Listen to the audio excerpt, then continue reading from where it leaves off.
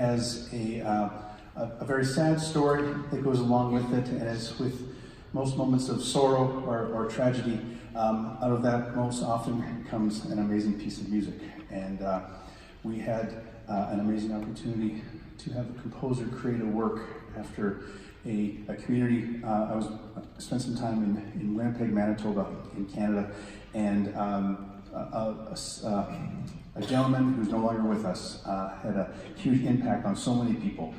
And to talk a little bit about that and the piece that he wrote, please welcome to the stage Kenley Kristofferson.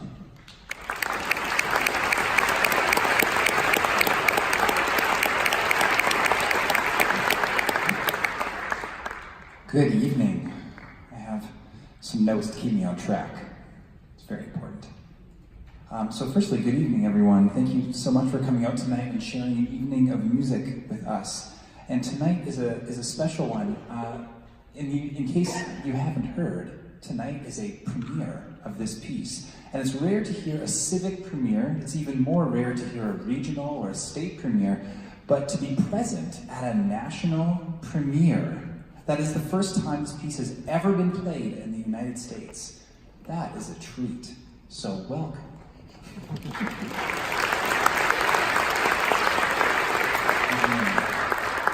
And to you too.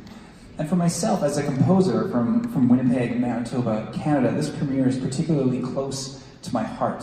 It was commissioned by a consortium headed by the Manitoba Band Association, which is where I come from. And it's on the passing of its former chair, Mr. Ken Epp.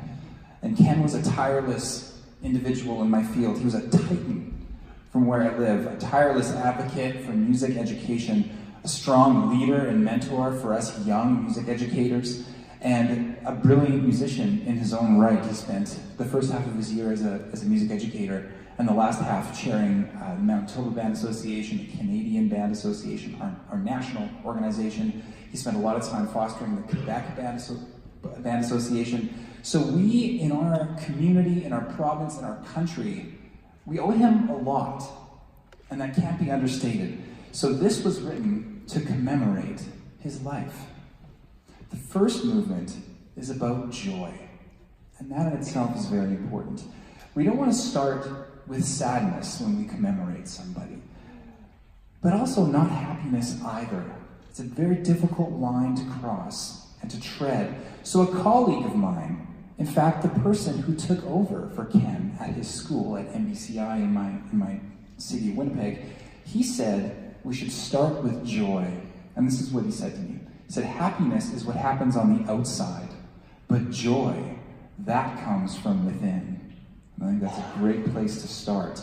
The second movement ascribes his reverence for the world around him. And reverence is a very powerful word. His gratitude and his deep thankfulness for nature and for being a small part in something greater than himself.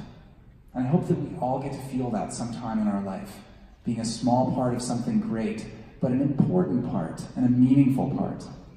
The third and final movement is about letting go of where we go and of what and who we leave behind, of moving toward the transcendent light that lies beyond our mortal grasp.